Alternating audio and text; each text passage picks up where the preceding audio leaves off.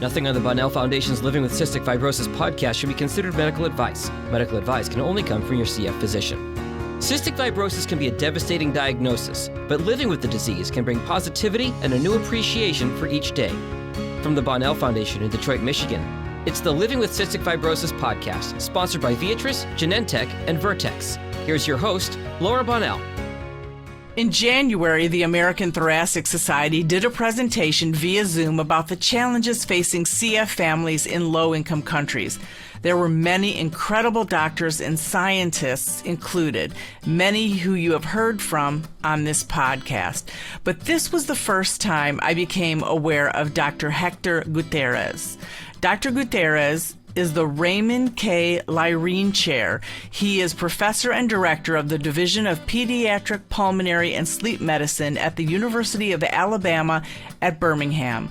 Dr. Gutierrez is native to Chile, where he did medical school and pediatric residency. He did his subspecialty training at Peds Pulmonary UAB and has been at the CF Center since 2003. Dr. Gutierrez has developed a robust training program for CF teams from resource-limited regions outside the United States. He is currently the co-chair of the CF Foundation's Global Advisory Committee, and we are honored to have him join us today. So welcome, Dr. Hector Gutierrez. Please start by telling us about the work that you're doing and the training program that you have outside of the United States. Well, thank you for inviting me to the podcast. The work that we have been doing as a CF Center, I have been a CF Center director for close to 20 years. The training, the knowledge, the ability to work well within a team in CF care was kind of a standard issue in the U.S., but it's not a standard outside the U.S. So we took the opportunity several years ago, 2014, to begin to see if international teams from low-resource countries were able to learn the same way that we have done it. And we have been fairly successful in doing that. So we are in our year 8 or so, and we have expanded to just one center in a country in Chile, in South America, to several countries now. And Chile is your native country. That's correct. So very dear to your heart, I'm sure. What have you noticed there since you started this program 8 years ago? Okay, so there has been a significant progress that was affected by the pandemic that affected the whole world. So the resources, the priorities switched completely in early 2020. So there has been a delay in progress, but not a stall. What we have seen is a better appreciation of team working. The structure of delivering care in Chile and in most of Latin America is very depending of the leadership of the doctor. So it's very pyramidal, if you will, more than a teamwork where you have some, quote, equals that can lead and can help do the work better. That has changed, and that has led to improving outcomes and certainly improving processes. The way that the care is delivered is more efficient in those centers who have taken the lead in working in a multidisciplinary fashion. And there are so many important things to learn. I mean, it's only over the past couple years since Dr. Samia Nasser raised awareness with me about the challenges and underdiagnosis of people in Egypt, and then the whole, people of color here in the United States, including the Hispanic community, that are underdiagnosed. You're doing so much, but I mean, wouldn't you agree that the actual number of people diagnosed today is extremely low because several communities aren't even being counted yet because they're just at the Uh, beginning? yes, it remains a challenge for finding what, where, and who are those patients that are being missed. However, we know the ones that are already diagnosed. And although it's important to find the ones that have not been found, we already need to work with the ones that are present. And that goes to the tune of the thousands in South America. The expectation of having how many patients with CF in Latin America from Mexico down is more than 30,000 patients, just based on genetics. It was one patient with CF in the Hispanic community in the U.S., so it's about 1 in 20,000, but there are 350 million people living in Latin America. That puts you in over 30,000 patients that are supposed to have CF, which is half of what we will see in the Caucasian population. Although, again, being Hispanic, it doesn't tell what race you are. You might be Sammy Sosa from the Dominican Republic, black, or Giselle Bunsen from Brazil, who is completely Caucasian, but both are Hispanic by definition of the region. It's a contraction, but nonetheless, the complicating factor is we need to treat the patient who are already present and find the patients who are not being diagnosed, and that's a challenge. And I have the fortune to share with Dr. Nassar the methodology that we have done in South America. She did it in Turkey and very effectively as well. So many great organizations that you're working with, and doctors, and MECFA, the Middle East CF Association, doing fabulous work, a lot of it in Turkey.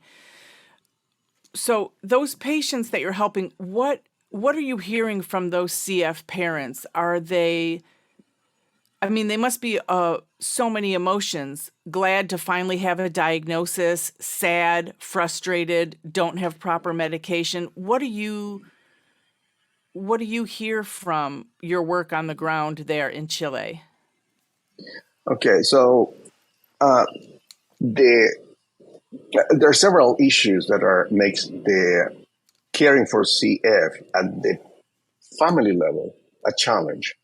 There's an issue of access, and there are not too many centers or specialist healthcare personnel who can take care in the proper manner for CF. So lack of centers, lack of training by the doctors, lack of medications. And the newer medications are unaffordable to a large part of the world, not even just low and middle income countries. Very developed countries are also struggling to find the funds to get the CFTR modulators. So the families, the first thing that they see is how can they take the care in the day-to-day basis if they don't have a doctor that is well trained or doesn't have the knowledge, or the medications are not present. Not organizing, but prioritizing what can be done is complicated. It's very hard for the families to understand that they need to have a better medical team that is trained in a multidisciplinary fashion if they don't have access to vitamins. That might not be depending on the medical team to find the vitamins or the enzymes. That depends on the government. And that's a whole different challenge.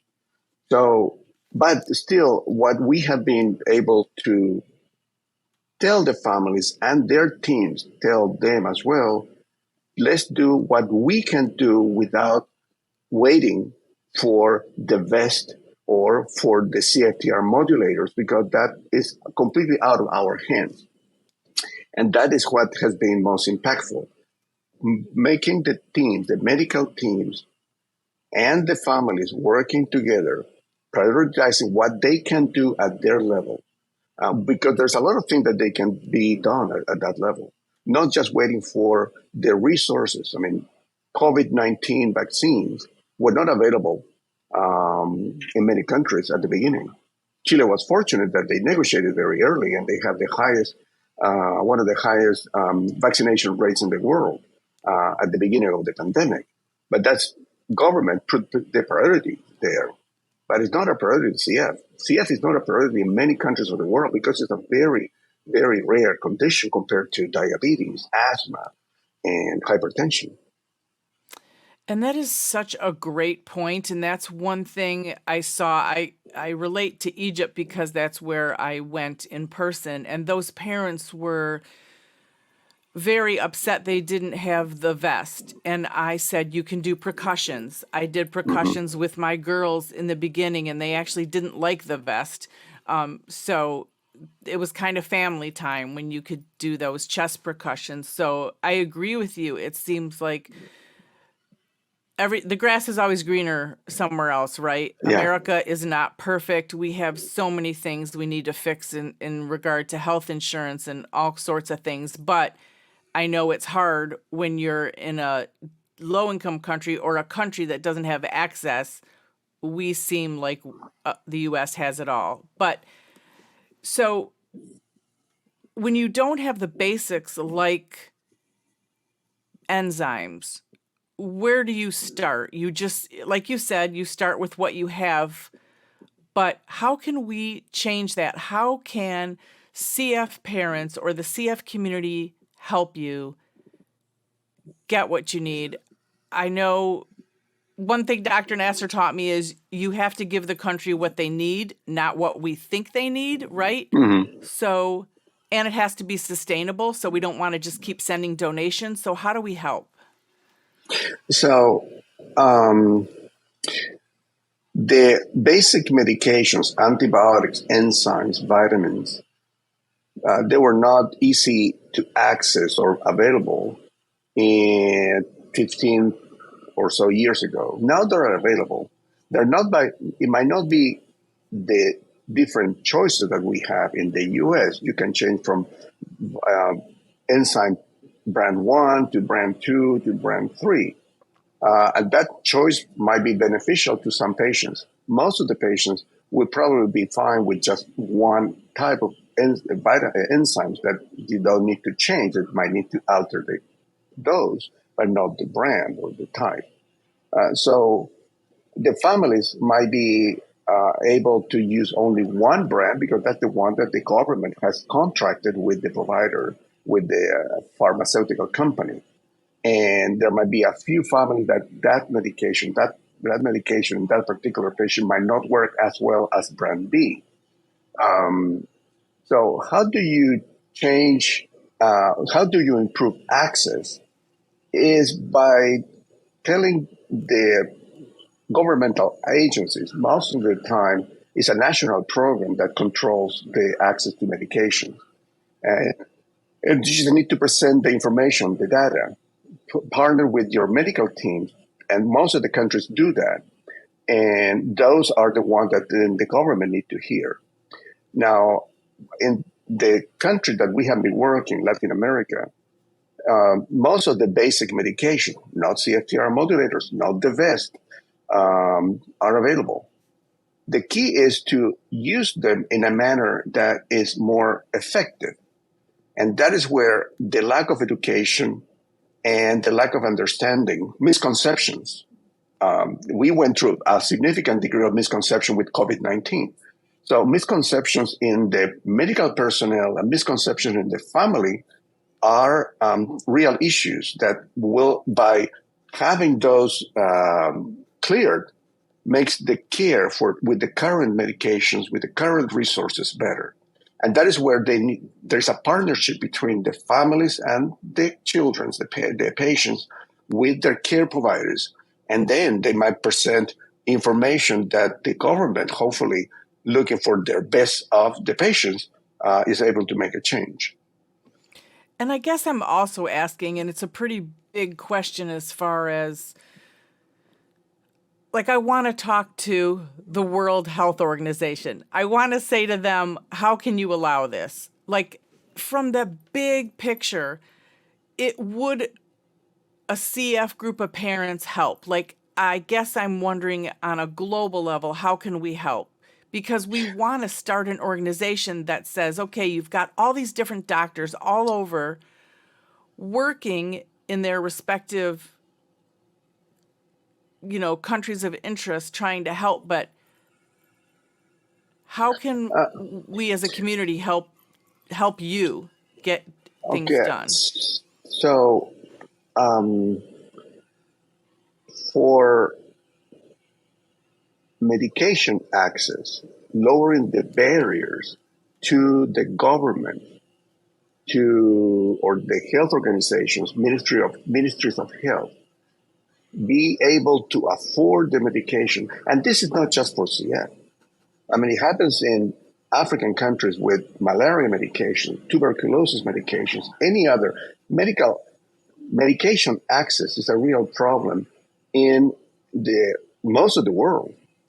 Uh, well-developed countries in Europe didn't have CFTR modulators, but years later, because it's a very expensive medication. So what you could do here is to, again, lobby, call the pharma companies to be able to sell the products, make the products more affordable.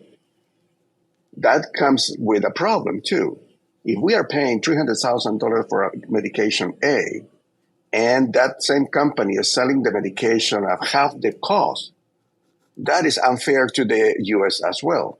So how can you help is making, in my view, increase the awareness of the imbalance when medications that are life saving, again, I will put the name and the word in vaccines, those are necessary anywhere, everywhere.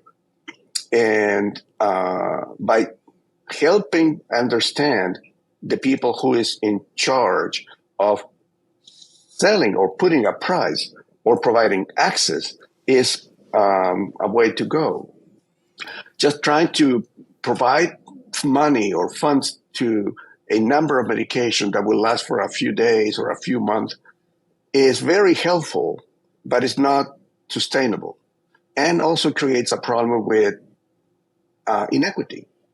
Some patients were able to receive those medications, great for them. But what about the others? And that's an issue that we see in the US all the time as well. You mentioned different races of African Americans access to low income communities in the US have different access. It's much harder for them to achieve or reach what we are able to provide. And I feel like it's just as important as, well, I think the health is the most important thing in the world that we should all be working together on. Mhm. It should be the number one.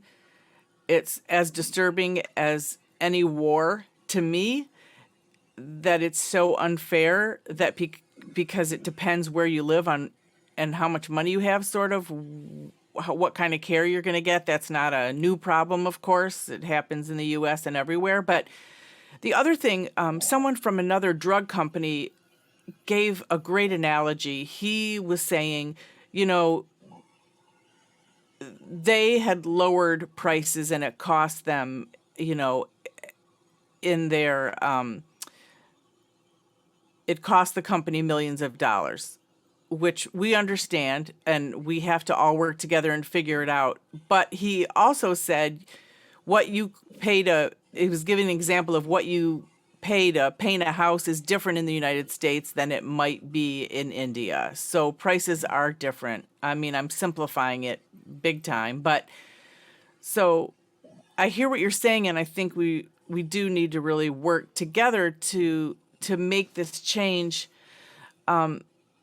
What you talked a little bit about the growth and the changes that you have seen in Chile, but tell me what you're hearing from parents who finally have a diagnosis. Uh, I'm going, before answering that question, another thought that comes to mind is Please. how can you help? Was your question initially. Um, the organization of parents and families in the US and Canada are similar countries in presenting and supporting their medical teams is something that you could actually transfer. that knowledge, that know-how, that approach to the families in other countries where they're just trying to organize and seeing the priorities change some in the way that you can help them there.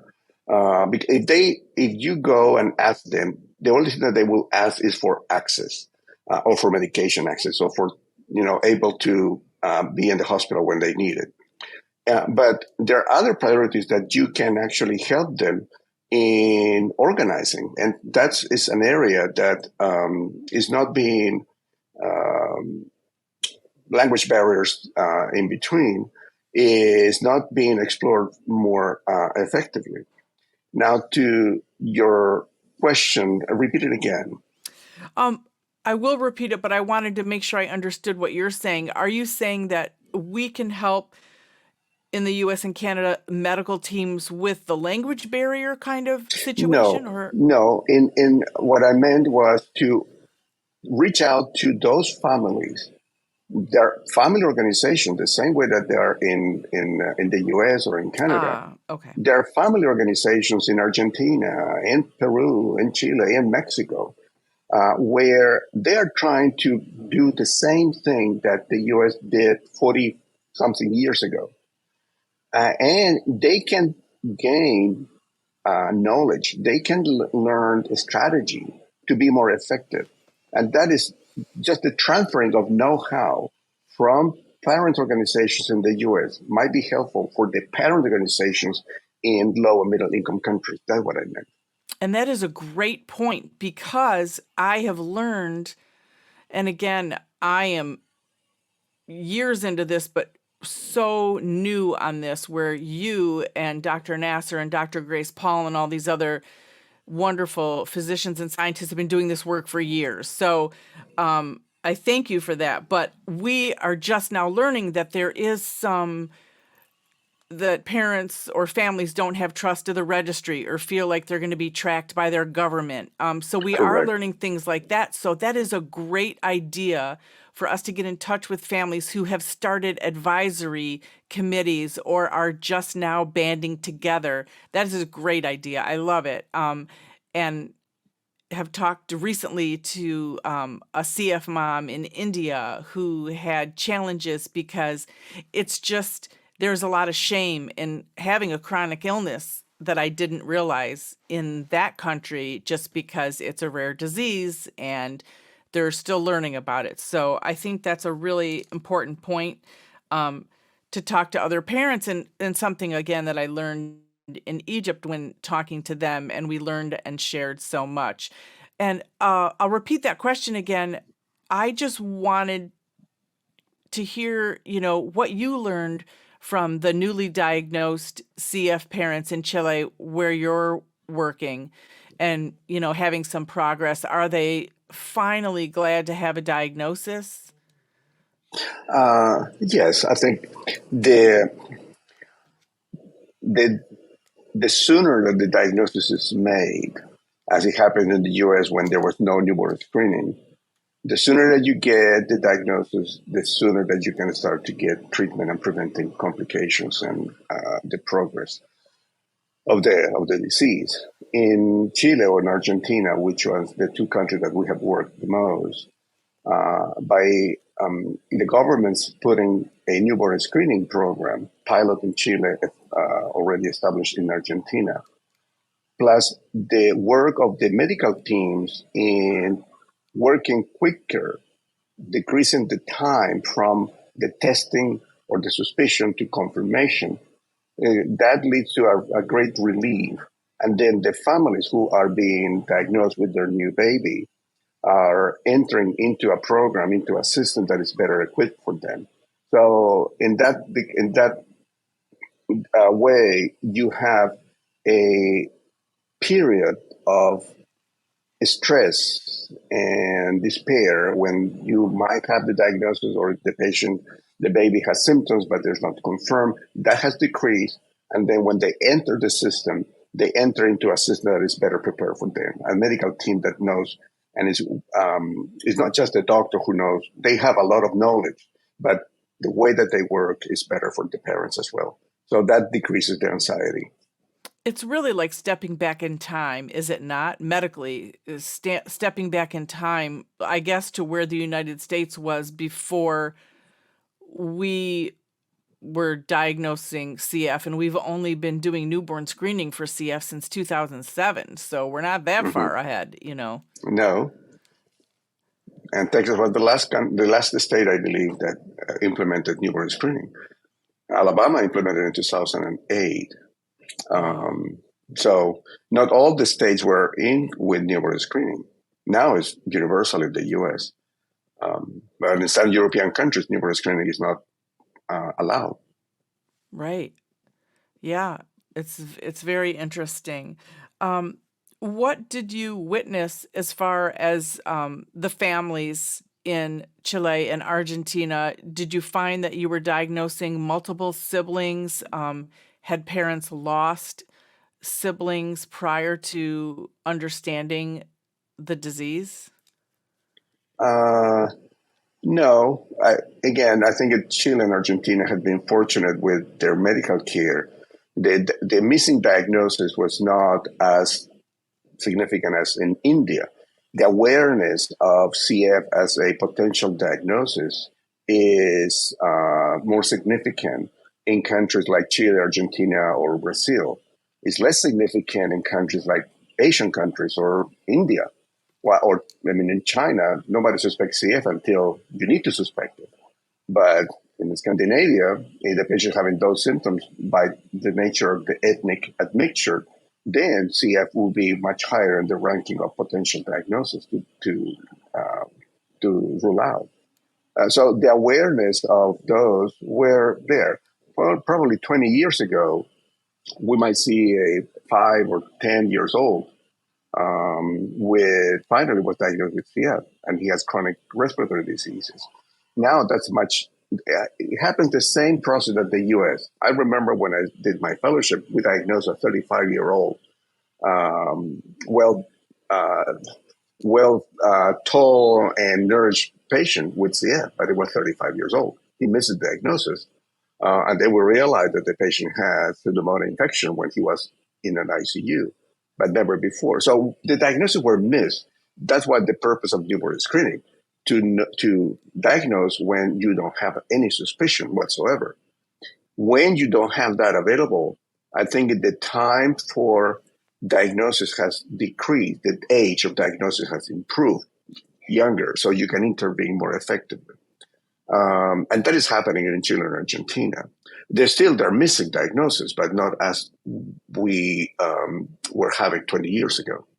So it's if what I'm hearing then is that it's really not diagnosis so much in Chile and Argentina and Brazil. It's the medications, the access to medications, like you had said. Access to medications, and also, but again, from my medical perspective, I see it from the other side. Uh, we need to be prepared to care for a patient. If you have a complex surgical problem, you need to have a surgical team, not just the surgeon who does it. You need to have all what entails for that surgeon to be effective. You cannot repair a coronary artery in the ER. You need to do it in the OR.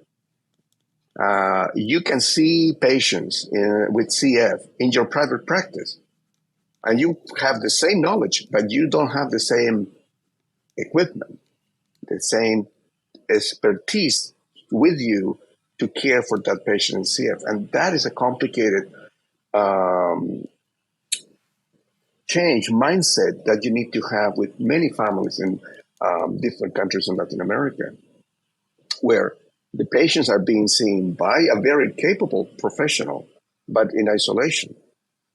That is changing. There are CF centers, and that we're trying to do is to strengthen the CF center so they can provide better care for their patients. And then, as they become models of care, other medical teams copy them. It's in the same way that the US did it in the early 2000s with the learning leadership collaborative quality improvement. That wasn't a standard in the US. a seminal paper by the New Yorker in 2004, the bell curve that was, written by Atul Gawande, showed the difference in outcomes in patients at being seen by CF centers where in the U.S. and they still happen. We are not exactly the same outcome in the U.S. There are very many differences. We might have the same access to medications, but still, there are teams that work better than others. It's like, the Miami Heat made it to the finals, Right. but It's like Boston anything. Celtics were not. So there are better teams that are out. Right. Great point. Absolutely. And what is the life expectancy for CF patients in Chile and Argentina? That is so this is much lower than the US. In the US, just in 2022, the 5-year range is now approaching 56 years, which is great. And this is related to the CFTR modulators. But before the CFTR modulators, the life expectancy or median survival that is called, was approaching, mid 40s.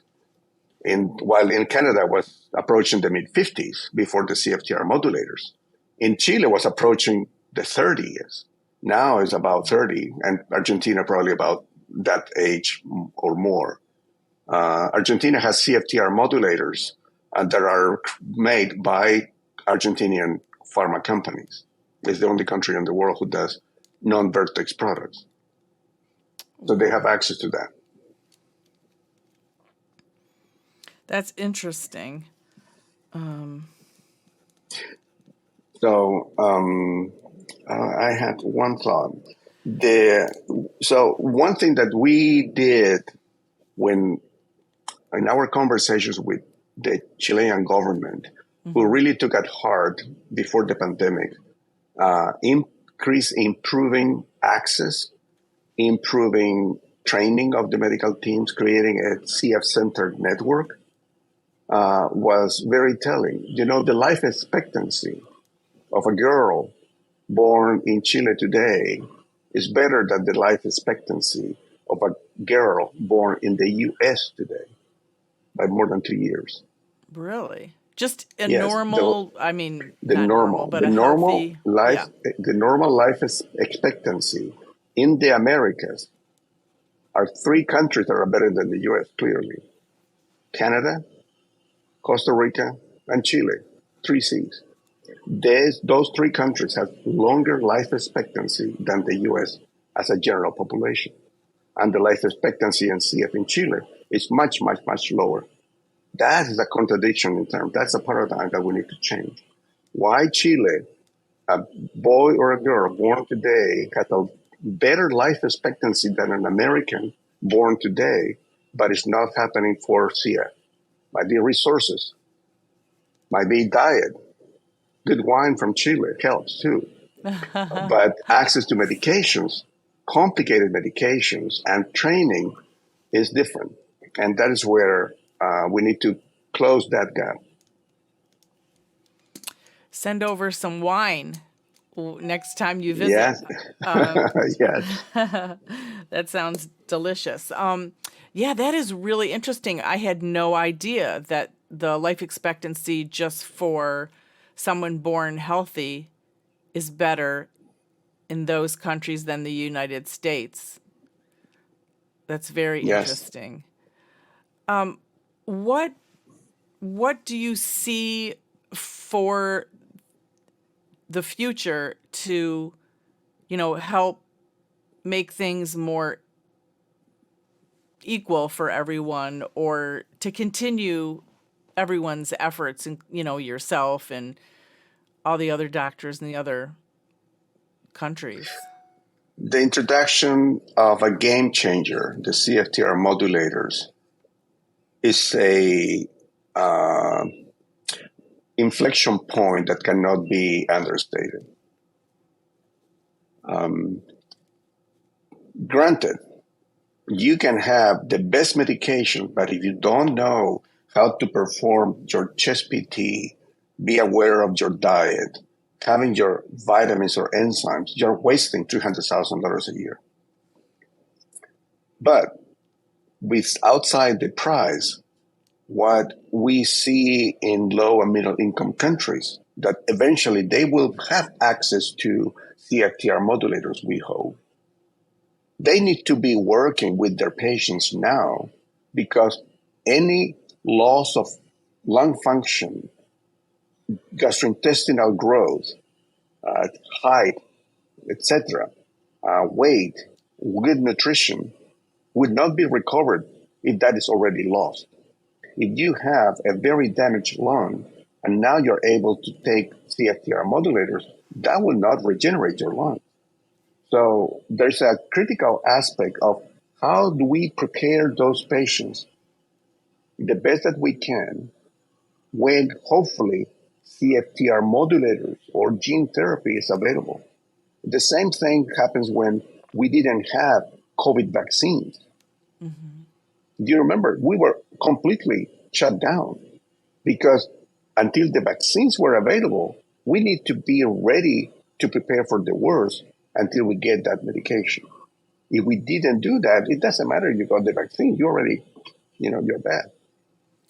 That is a brilliant point, honestly, and something that, the CF Mom group that, that I work with and the other parents that I talk to, that is one thing we talked about. If you don't have the vest, do the PFT. Like, there are other things that need to happen, and still 10%, possibly more, of the U.S. population doesn't have access to the CF TR modulators. So it isn't the complete answer for everyone because it won't help everyone. So it is important to do what you can, as I heard you saying. That's a really important point.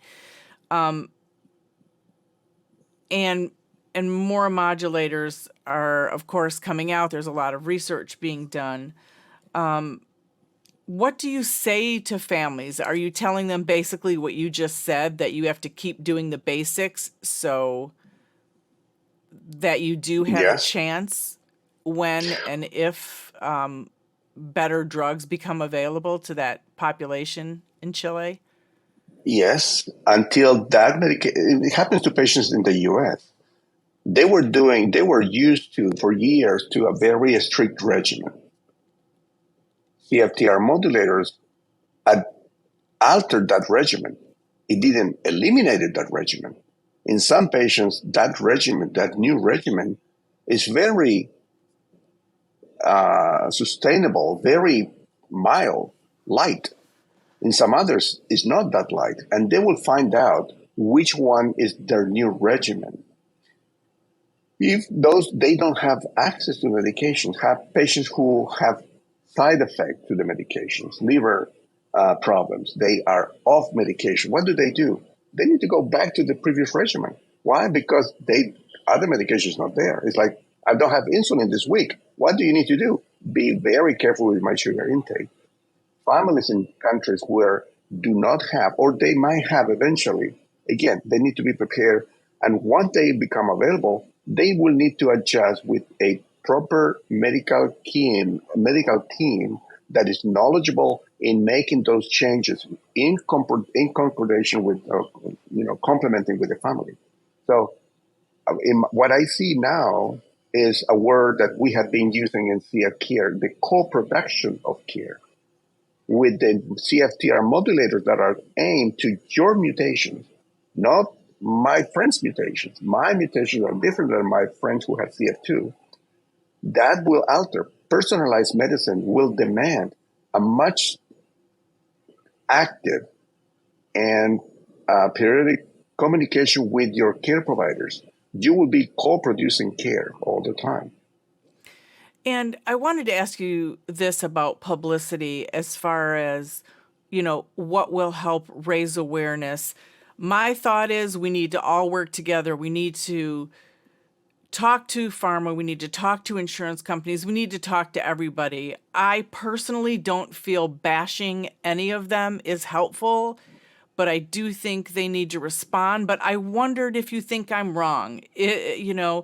Some people are bashing pharma. Some people are negative on pharma. It's just, I don't find that, I don't believe that is helpful. I think everybody has a part in it.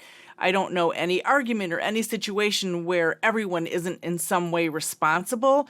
So that's kind of how I feel like the publicity and promotion and discussion should go. But I wondered what your thoughts are as far as raising awareness and publicity goes. I think pharma, as any industry, has it has a responsibility to their shareholders, and it's also fair to earn what you have invested. So you run the risk. So, and there's no question. And again, COVID-19 was a perfect example. The time frame to develop effective vaccinations were first time in the world that happened so quickly and effectively. And so pharma has a great responsibility and opportunity to continue to working with us. We need to partner with them. We need to make them aware of the challenges that are created, what we call externalities. If you have a price that you're trying to recoup your investment, and that price is way outside, then it becomes a negative externality. And the externality might be absorbed in the US, but might not be absorbed or eliminated in other areas of the world. Make them aware of that situation by not just telling them they don't have it, but giving the explanation why they don't have it. What are the barriers other than the price? That will probably help partnering with companies, with foundations. I mean, the CF Foundation is a big investor in the best sense of the world to get medications, new medications in to be available to patients. And raising awareness of the challenges when you are developing a strategy. How are you going to treat those patients? And a strategy that is present now is how do we treat patients with rare mutations? Well, rare mutations are more common outside the US because we're very homogeneous in mutations here. You go to Sweden, Norway, 80% of the population with CF will have 508 homozygous.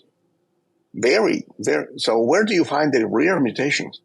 In countries that do not have access. Are you going to use those patients as a test and not having those patients be rewarded or be and not enjoying, but having access to that medication when it comes to the market?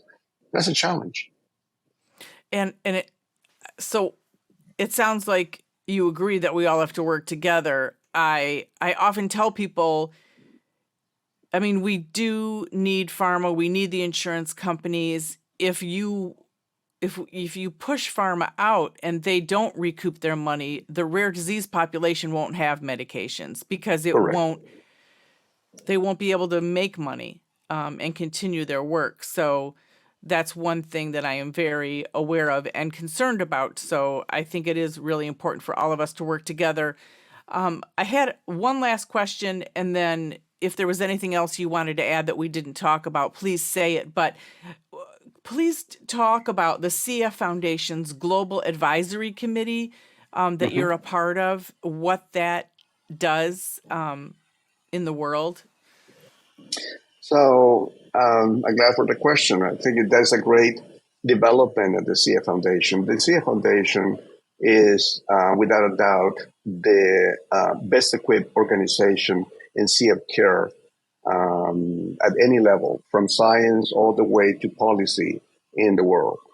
So the resources and expertise and gathering people with knowledge is second to none. Putting some of those resources into addressing, understanding the challenges of the families and teams have outside the U.S. is a very good development. Their mission and their commitment is to the U.S., but they are very generous in dispensing knowledge and supporting, sometimes financially. They have supported our pilot fully, and making them get information that they can disperse to the other areas in the world. That is a very important work. It's very refreshing to see. I have been in CF care for over, close to 30 years now during my fellowship training. And the CF Foundation has evolved from being still very committed to the U.S. as it should be, but also expanding areas to understand better the challenges that people has outside the U.S. and trying to find solutions for that as well. And, I saw all the the brilliant people on it. I mean, it looks like it's a lot of doctors. Do you have parents on it? Yes.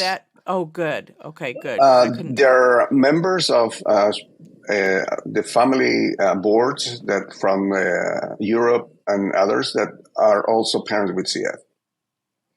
Okay, great. Well, if ever you need another one, I am available. Okay. I would love it. Is there anything else that you wanted to talk about that maybe I didn't ask you about in all the work that you're doing?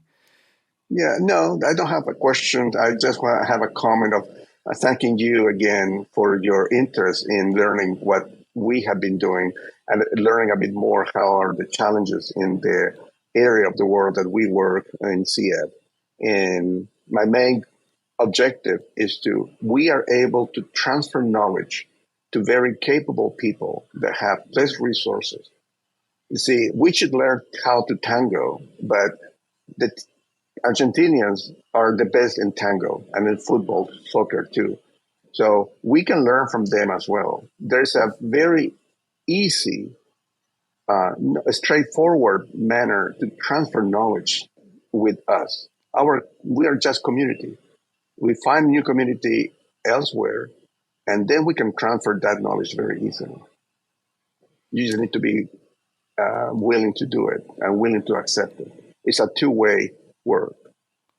It is. I mean, I think that is one of the greatest gifts we can give ourselves is to learn from one another. I learn from people every day, and I always want to keep learning. So hopefully all your knowledge and everything you're working on, I know it's making a difference. And the more I learn, the more I want to do, and I know everyone else does too. So thanks for raising awareness about what you're doing and the people who need help, all over the world.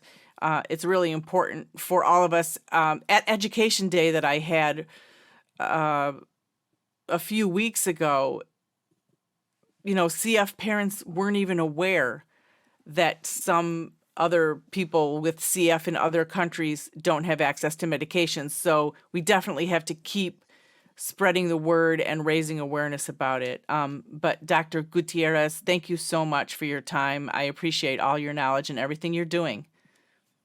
I appreciate it too. Thank you for having me today. The original music in this podcast is performed by Kevin Allen. It's not complicated. Who happens to have cystic fibrosis. We all got our worries and fears. I know what's got you frustrated.